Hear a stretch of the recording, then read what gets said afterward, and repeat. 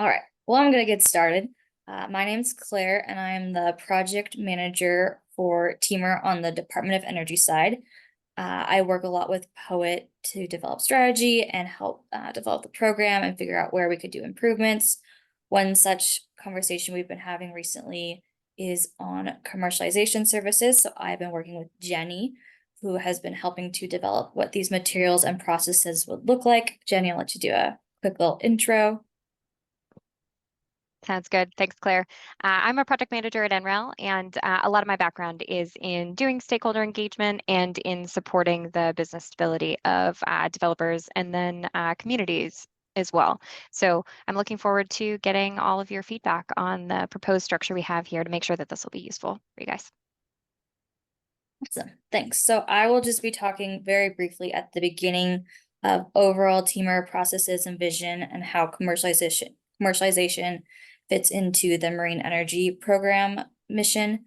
And then I'll hand it off to Jenny to talk about the specifics of how commercialization would look like within TEAMER. So if Erin, if you'd like to go to the next slide. So the current vision of TEAMER hasn't changed since the inception of TEAMER. It was created to reduce barriers to testing by providing access to testing infrastructure and expertise at a minimal cost to developers and researchers to help advance the marine energy industry and further the technologies. A couple just quick stats of where TEAMER is at right now. It has received over $40 million in funding. We have supported over 150 projects. There are over 40 facilities in the network that applicants can reach out to and work with. And the different types of services currently provided are numerical modeling, lab bench testing, tank flume testing, and open water testing. Commercialization would be an additional category of support that we are looking to add. Part of the effort Jenny and I were working on was ensuring that if we were to add commercialization services, it would fit within the current RFTS process highlighted to the lower left. So for those of you who are not aware or not quite familiar, there is a pre-consultation phase where a potential applicant will reach out to a facility of like, hey, these are the type of testing or expertise assistance I would like. There's a conversation that happens to make sure it's a viable match before they apply. If they're approved, they go through a test plan before they do the testing, and then there's a post-access report. This overall process was what we based the commercialization process off of. And spoiler alert, it fits really well. So no major concerns or modifications. So just wanted to highlight that process because it will be something similar to how we would do commercialization services. If you would like to skip to the next slide, Erin. So WPTO Marine Energy Program has commercialization activities as part of its mission. It's something that the program wants to support. As such, part of the TEAMER mission is to help drive commercialization. So in discussing these efforts, it's well aligned with not only TEAMER's goals and missions, but also the Marine Energy Program as a whole. So as Jenny's going through, there's no question that this is totally supported and will help advance the Marine Energy Program. So with that background and kind of context, I'm going to hand it over to Jenny to go into the details of what commercialization support could look like within TEAMER, and then she'll be asking for your feedback throughout. Awesome. Thanks so much, Claire.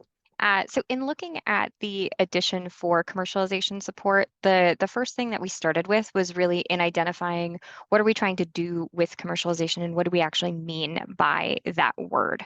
So we're not talking about necessarily putting a product on a shelf or choosing a winner here, but it is more in making sure that the businesses and organizations that are going through and receiving support from TEAMER and working through the development process are instead stable and sustainable and are able to continue to develop these technologies and get them closer to achieving those goals. So we fully recognize that marine energy is, very early stage in terms of the development process. So the structure of the proposed support that we've outlined in this process is really intended to address some of those early stage questions that'll make sure that the technologies and the projects that are coming through this program are able to receive that benefit and be more sustainable.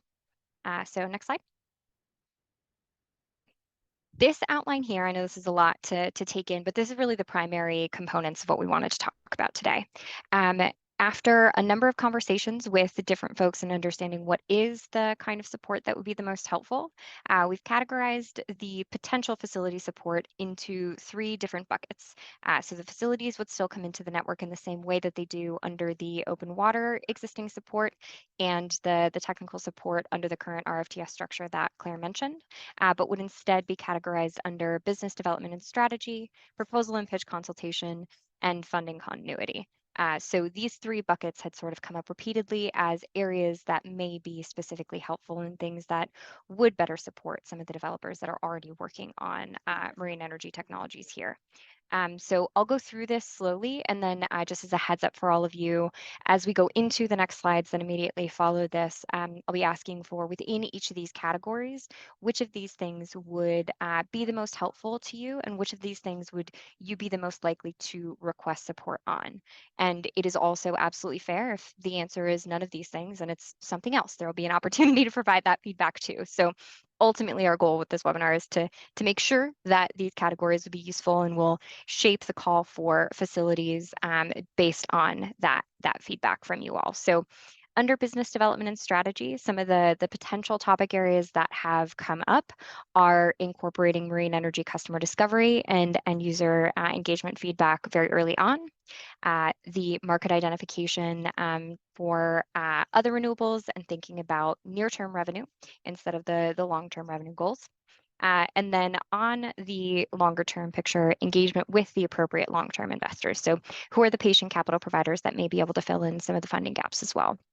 The identification of relevant local resources or other strategic partners that you may be able to collaborate with, and then the development of an IP strategy. And that may be something that you have in process or something that is something you're already thinking about, but is just something that could be of use to you as well.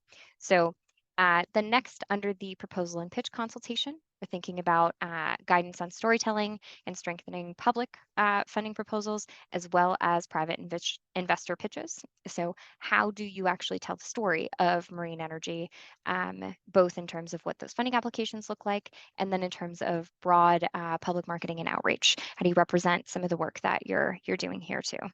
And then incorporating marine energy education. We also acknowledge that because marine energy is a nascent technology, there is oftentimes some element of education that's necessary as you're explaining marine energy and the role that it may play. Next, communicating the credibility and the realistic timelines about what this technology development actually looks like. So making sure that you're incorporating that as a part of those proposals as well.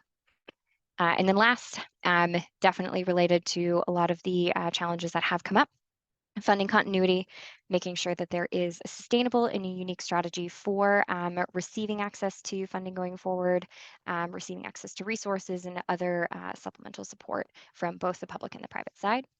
And then the identification of other opportunities that are relevant. So this may be access to other infrastructure, other contacts, other programs that could help to further support the development process.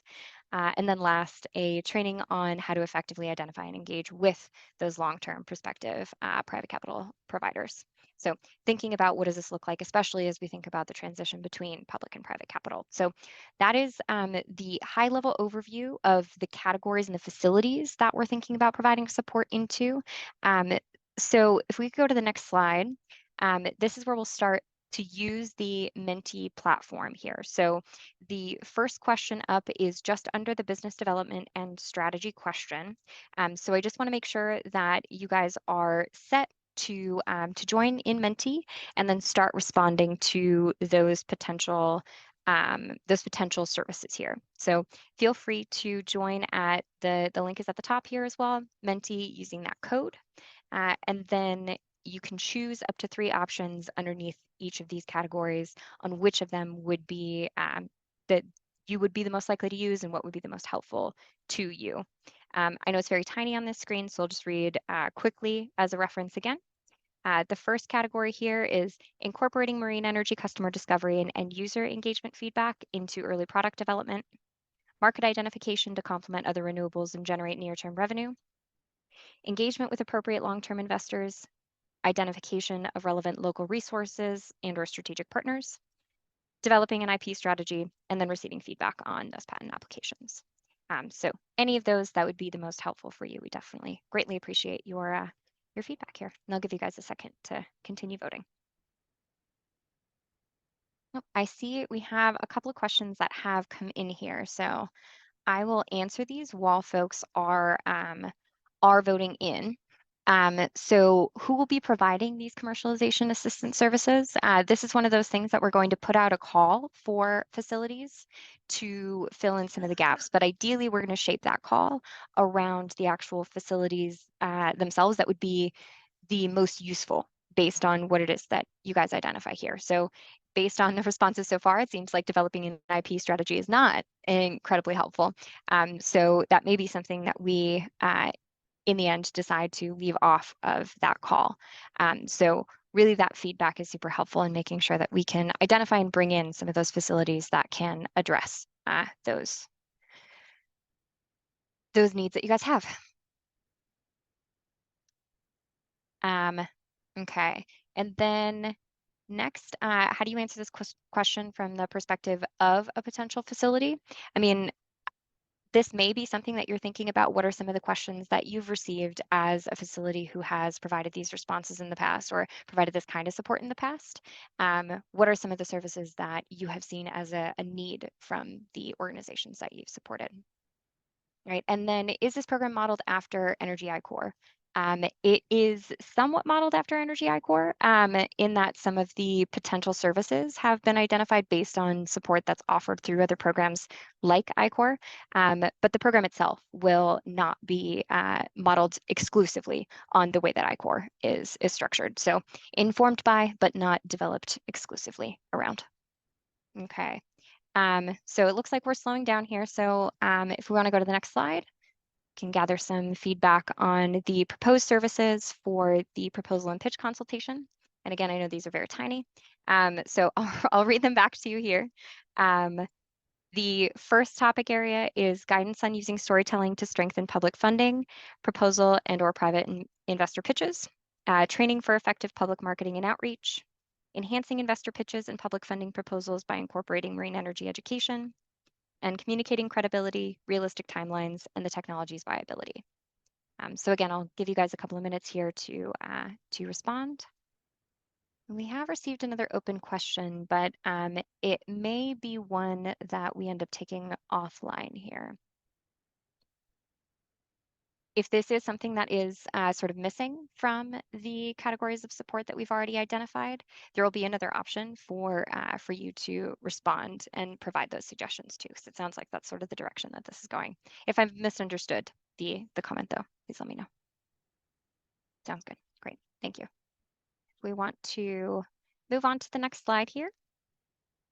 Go into the final category of support under funding continuity. So the first step, developing a sustainable, unique strategy for funding continuity and resource access, including both public funding and private capital. Identifying public funding or private capital opportunities and programs relevant to a technology and business and available tools to support the effort. And then finally, a training on how to effectively identify and engage with prospective long-term private capital providers. So any one of those categories that would be the most useful for you in thinking about the type of support that you might request. It looks like we have a question on providing additional support or providing your responses. There is a link right at the top on menti.com, and you can use the code that is identified right after that, the 1452, and that will give you access to this current question. All right, looks like we're slowing down here. So if we want to go on to the next slide. I wanted to provide just some additional context around how we're envisioning that this program will be structured. As Claire mentioned, the intention is that this fits into the existing RFTS cycle, so it wouldn't be a major change in the application that you guys are already filling out, but would just be structured a little bit differently based on some of the information that would be helpful for us to gather to understand the specific commercialization needs that you have and the support that we might be able to offer. So the TSR application itself, starting with when we're actually accepting those applications. We're looking at up to $100,000 of support. And most of the background application information will be identical to what we're typically asking for the existing RFTS. But the project summary itself, the timing and financials are a little bit different, as they'll be structured around sort of a higher level representation of what your technology project is, but going into detail now on what you're trying to achieve with your long-term development goals. So better helping us to understand what is the role that this commercialization support would play in helping you to be sustainable in your technology development process, identify other resources to fill in any of those gaps that you can communicate to us, and making sure that we're helping you to remain sustainable and continue to developing your technology. The stakeholder engagement component is one of those things that we'd really just like to get an understanding of who have you already spoken to about your long-term project development, and is this something that you'd like support in? So that will be a component of the application. And then understanding, again, as you do for the existing RFTS cycle, what the team that's going to be working on the project and their roles are as you develop this both in the near term, and then thinking about who's going to be involved in your company or your organization in the long term, so that we can get an understanding again for what that long-term vision is. And then as we move into the implementation of the project, so following that initial selection as a TSR, we'll be thinking about the project summary overall, so developing that out a little bit further on what you're intending to do with the commercialization support. An overview of those project objectives and the timeline for the work you're planning to do, and then how you're going to leverage the network and facility expertise that you've suggested as a part of your application. So the facility structure, again, there'll be different categories, but it should be structured the same way in how you engage with those existing facilities. And then after the conclusion of the program, what we're looking for is a lot of your lessons learned on what did you take away from this program here. So a summary of any of your stakeholder engagement that you did as a part of the project, a reflection on the support that you received and how that's going to impact your long-term visions for what the project looks like and the sustainability of the project or your business. Any of the lessons learned that you have for what are you going to do next in terms of the technology development or your business development. And what will be really, really helpful for us is understanding some of the remaining challenges that you have in terms of that sustainability. So we can either fill in some of those gaps on the available facilities we have, or ideally continue to offer additional support to fill in some of those gaps too. And the same as with the other RFT or the other TSR support. We're looking for that post-access survey, and then the upload of any relevant data should there be data developed as a part of the program here. So, all right, then it looks like we have a couple of questions that are relevant to this slide here. So I will respond to a couple of these before we go into the next question. The 100K that is mentioned is equivalent to the support services that you'll receive. So again, it's not something that goes to the applicant, but is to pay for the support that the facility would provide to the applicant. Okay. I appreciate all the comments too on the type of support that would be helpful just in the Q&A, as that's useful to know. There's a question here about being a mentor or a mentee. And if I'm understanding this correctly, you're asking how you apply in to be a facility. And I would actually defer that question to Poet or to WPTO to better understand what that facility application process looks like. The facility applications are not yet open for the commercialization support, but Sam, it looks like you just came on video here. Would love if you could answer that question. Yeah, so once we have more information about the commercialization support and what that means, what we are actually going to provide, then becoming a facility, a TEAMER network facility, you would have to apply just like you would have to apply to become any other type of facility, whether that is a modeling facility, a tank facility. So there will be an application that you would complete, submit, and then it gets reviewed. If you are granted into the TEAMER network facility network, then we put a contract together with you so that if there is support granted later to work on a specific project, then we are able to then just issue a task order with you. So it's the same process as any of our other facility processes. And then if you want, I can talk about the IP question that I see here. This again is going to be the same. We do not want any of your IP. This is something that is worked out between the facility and the applicant, which is more than likely a technology developer. And that is worked out in the contract between the two of you. But again, it is not within our interest at all to come out of this with any IP for us to keep. Awesome. Thanks for that, Sam. Appreciate it. There's a couple more questions in here. And the first here, is this support more geared toward technology advancement or project advancement? I think that's a really good nuanced question to better understand where the support is intended to fill in the gaps. I mean, the intention of the commercialization support is not to specifically develop a technology. That's not what this is here for, as we have the technical support already under TEAMER that helps to fill that in. The intention here is really to think about the broader strategy that you have behind the program that you're working on, and that could be an individual project, but really we're looking at the funding continuity to make sure that what you're working on can remain sustainable. We're thinking about the business strategy so that we are helping to support any of the application needs that you have, making sure that you're representing yourself in the way that you would like to, and will help you be effective in continuing to receive access to funding, identify partners, and do some of that stakeholder engagement. That is a project or a component of how you are going to remain sustainable in the long term. So the intention is really not to work on a technology directly, but to support your overall technology development as a component of your bigger picture. I hope that helps to define the nuance between the two. I'm glad to hear that there is interest in the commercialization support overall, though. So if we can move on to the next slide. My question here is really just in understanding how likely any of you are to use the commercialization support as it's currently described. So without any changes, just as it's currently described, how likely you would be to apply in. And this is again on that Menti application. So if you're able to apply in and better understand or give us an idea of how likely you would be to use the services that we've provided here.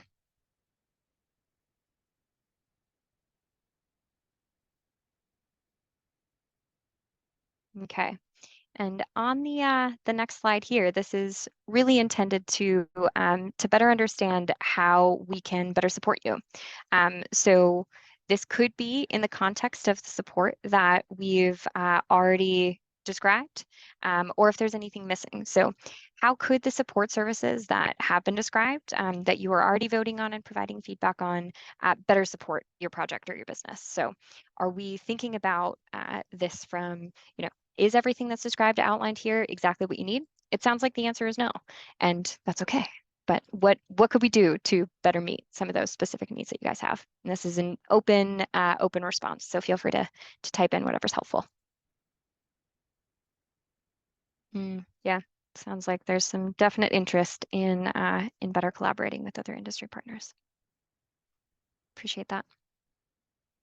It's great to hear. Well, I hope that this will help to fill in the gaps in what has been a mystery for those of you. Oh, this is great and super helpful. Thank you guys for providing this feedback. Good question. Identifying markets that don't exist is difficult. Yeah, I mean, and sometimes that is something that we're trying to do. figure out something that is hypothetically a market in the future. But in the near term, I think the intention is that we can identify some of those potential end user stakeholders early on and help to inform some of the technology development you're doing, so you are better prepared for those hypothetical futures. Yeah, and there's another question in here on engaging and making an agreement with the facility. Sam, I think I'll throw this one to you as well. Just understanding what those agreements look like, what that engagement looks like, and give folks an idea. Yeah, so oops, sorry, somebody's trying to call me. Under our current, basically currently, no matter what type of support you're receiving, whether it's open water, tank tunnel flume, modeling, we, Poet, TEAMER Network Director, make an agreement directly with the facility, and then you, developer, researcher, whatever, would make an agreement with the facility. So yes, you would have to engage with the facility. You also have to engage with the facility in order to submit an application. In order to submit an application, you have to have discussions prior in order to make sure that the facility agrees to work with you. And then once your application is submitted, they will receive a note that says, hey, did you work with this this person or this organization to fill out an application? And then they have to acknowledge yes or no. So yes, you would have to engage and make an agreement with the facility regardless of what kind of support you are receiving from TEAMER. Awesome, thank you. All right, then it looks like we're slowing down on responses here, so I think we can go to the next question.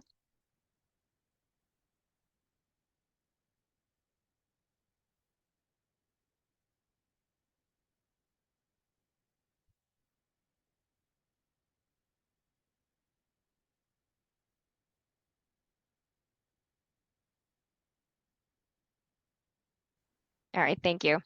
So now I have our last couple of questions here that I've outlined. Really, we'd like to understand what is missing from either the commercialization support category or TEAMER support overall. And this may be something that you've already answered on the prior question when you were thinking about what are some of the ways that you would leverage the support or how TEAMER could better provide support to you. So if that's the case, that's totally okay. But just wanted to make sure that we were opening it up, that we're really open to specific feedback on what are some of the other gaps that we may not be recognizing already. And then finally, any recommendations for facilities that either you would be interested in collaborating with directly or you would suggest as a particular partner that we may work with that would add value to this program overall. So Erin, if you want to go to the next slide, we'll just stay on this first question for a minute or so, just to make sure that we've captured anything else that is missing from the program overall, and making sure that we're really enabling you all to be successful. And again, open-ended response here.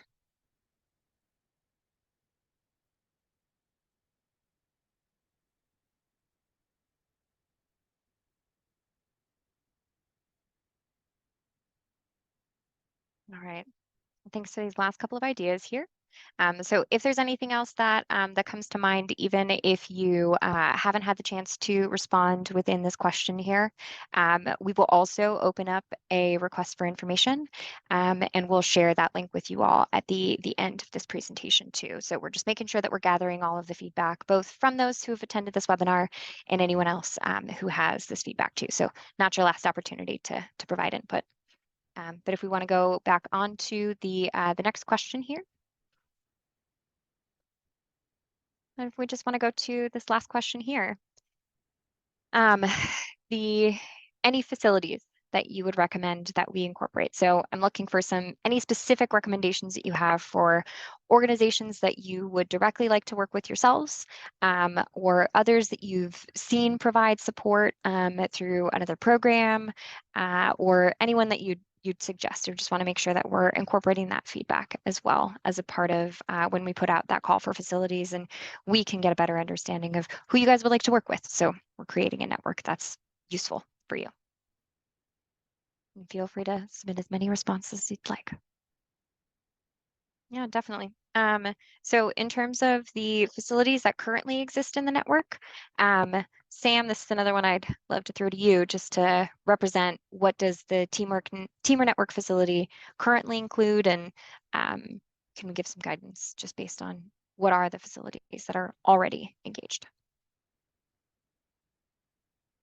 Sure. I mean, I don't know if this question or this comment is based off of or is looking for like facilities for commercialization, but I think some of them, and Jenny, correct me if I'm wrong, but some of them may be like accelerators, some of them may be like investor groups,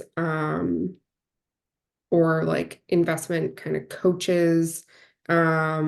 There are other types of things that could help with as far as like standards. So you could think of Lloyd's register is a potential to be one. Right now, nobody is a facility for commercialization because it currently does not exist as a type of support that we offer. This is merely, this webinar was merely to get input and feedback from you all to see what would be helpful. So currently there are no facilities under this type of support. Other types of support, we have facilities that range from universities, from tank tunnel flumes, basins, numerical modeling, to open water, that we have at PNNL and Tanner River Test Site, to numerical modeling at several universities, all the national labs.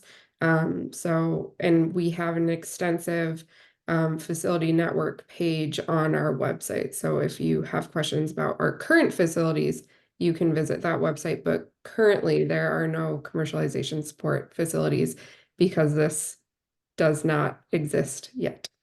And I know that there is a question about timeline for deployment of this commercialization support. There's not a definitive answer for that. We would hope to be able to get it out. I'm going to say sometime early next year. That also includes that or also depends on getting facilities in order to provide this type of support. So again, this is kind of the first outreach that we've done for this to try to figure out what will be helpful to the developers, to the researchers under this kind of support category. So, or commercialization support category. So let's say sometime mid next year would be when we would roll it out, hopefully earlier if we can kind of finalize things and get a group of different types of facilities that are able to offer the types of support that that will be offering. But again, we need to continue to define what we will be offering. And Awesome, I'll thank just you. add in that one of the biggest restrictions for what facilities can be added to the network is they do need to be located in the US. Thanks for that clarification, Claire. All right, and we have some last voting that is opened up here for any particular responses that you'd like to throw some extra weight behind. Just give this a minute before we'll open it up for broader Q&A, just as a heads up for you all. Very happy to have questions shared verbally or any other questions that you'd like to make sure that we answer. Please submit them in that Q&A box as well, and then we'll make sure that we can get through as many of these as we can. So just give us another minute before we open it up. All right. Well, thanks all. And I think we'll just scroll through to the end here. just for some final questions. You can feel free to submit these in the chat, and Aaron, correct me if I'm wrong, I believe we can unmute folks if you have a question that you'd like to share verbally as well. Yes, that's right. Great. If you'd like to put your hand up using the interface, we can unmute you to ask your question. I see Paul has a question. Hello? Yep, we can hear you. Okay, great. I'm still confused about what kind of facilities you're talking about. For example, the customers for wave energy are often Pacific Islands, Hawaii, Oahu, Samoa, Marshall Islands. And they all have governmental resources as well as universities, but there's little or no communication with them. And the Department of Energy has contacts there. They've done newsletters about their interests on renewable energy and so forth. So that's my question. How do we get that group linked up with your program? That would be great. I mean, I think any of those organizations that you're talking about that are already engaging and are acting as those stakeholders and willing to provide that feedback, I think would be a fantastic addition to the program if we could provide some additional funding and support. Because I think stakeholder engagement is a really critical part of what we're trying to fill in here. So those connections are exactly what we're looking for. Okay, so let's go back for a moment here. The Department of Energy has published the plans for example, the Marshall Islands, but there's no contacts in the Marshall Islands in those plans. So the DOE knows who's active there, and you can go and talk to them because you're in the same department. I have no way to get a hold of the people at the DOE who are talking to the Marshall Islands. Okay, well, that's helpful feedback. We'll keep that in mind. Okay, thank you. Thanks. All right, next question here on TEAMER commercialization funding be stacked with funding from other sources.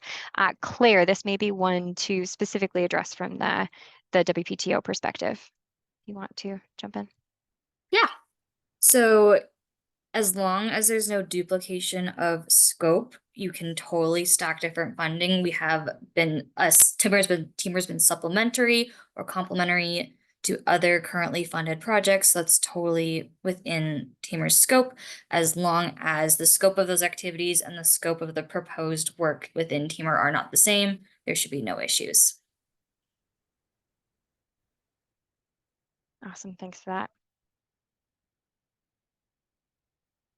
Okay. Pitch decks for stakeholder engagement strategies. Yeah, absolutely. That's something we've heard quite a bit. So very much appreciate that feedback on making sure that we're incorporating that as some of the support that's offered for everybody.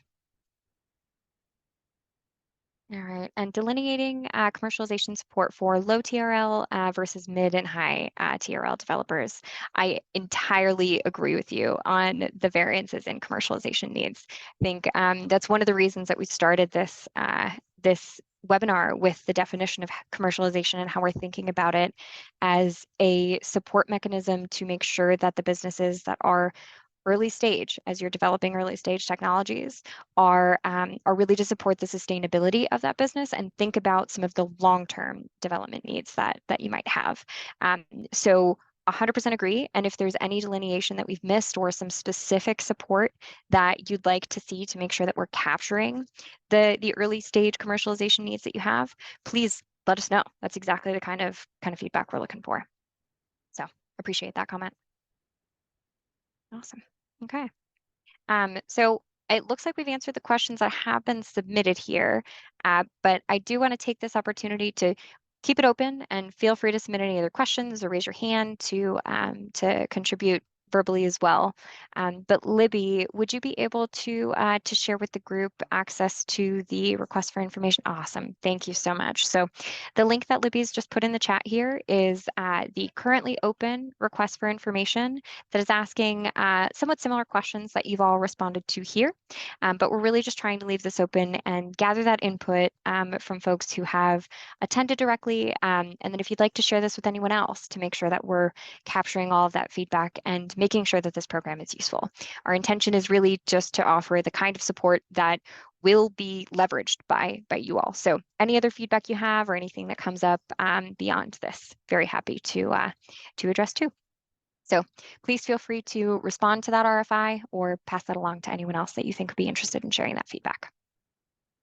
And yes, we will be sending out a recording of the webinar and a link to the RFI where you can provide more information and feedback. And then you can always email us at teamer@pacificoceanenergy.org. Or just go to the TEAMER website at teamer-us.org. And you'll be able to get in touch with us through that too. All right, it looks like those available links are in the chat here. So we can leave it open for another minute or so and see if anything else comes in, but very happy to answer any questions or provide any other materials that are useful. Otherwise, I'm happy to give you guys some time back. All right. Sounds like we are at the end here then. So I just want to thank everybody for taking the time to provide all of your thoughts and feedback. And we'll definitely be in touch with more information as we hopefully start to roll out the program. So you'll be able to take advantage of this sometime in the near future. So thanks everybody, and we'll be in touch with more information soon.